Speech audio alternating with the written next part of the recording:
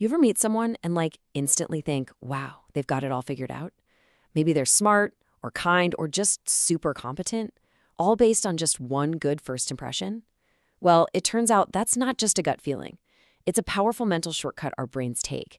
And believe me, it shapes everything, from who gets hired for a job to how well you think you're going to do in a class. Today, we're going to pull back the curtain on this fascinating bias that's secretly running our lives.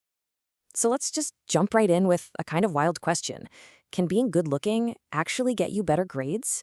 I know, it sounds ridiculous, like something straight out of a cheesy high school movie. But a pretty clever study decided to put that exact idea to the test. So here's the story. Researchers wanted to see if a teacher's appearance could do more than just make a good impression. They wondered if it could actually change how students felt about their own ability to succeed in a class.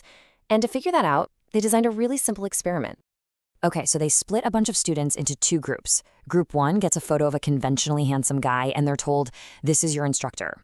Group 2 gets a photo of let's just say a less attractive guy, and they're told the same thing.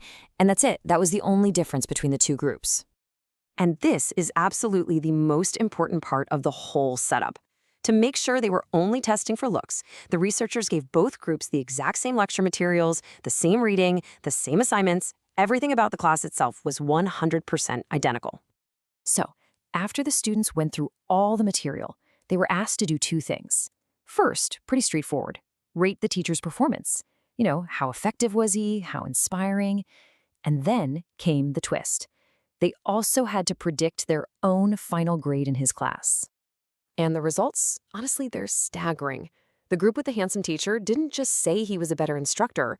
They also predicted that they themselves would get grades a full 15% higher. Just let that sink in for a second. The exact same course material made them feel 15% smarter, all because of a photograph. So what in the world is going on?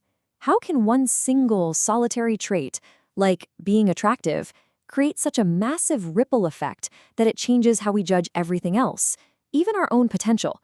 This isn't just some random fluke. It's a well-documented glitch in our human operating system. This whole phenomenon has a name. It's called the halo effect. And it's a cognitive bias where our brain takes one shiny piece of information, like someone's attractive or really well-spoken, and it just kind of smears that positivity over everything else we think about them. It's like they're wearing a literal halo that just makes all their other qualities seem to glow a little brighter. Really, what it comes down to is a mental shortcut. See, our brains are lazy. They're wired to save energy whenever possible. So instead of taking the time to carefully analyze every single thing about a person, our brain just goes, hey, this person's good at X, so they're probably great at Y and Z too. It's a quick and easy judgment, even if it's totally wrong.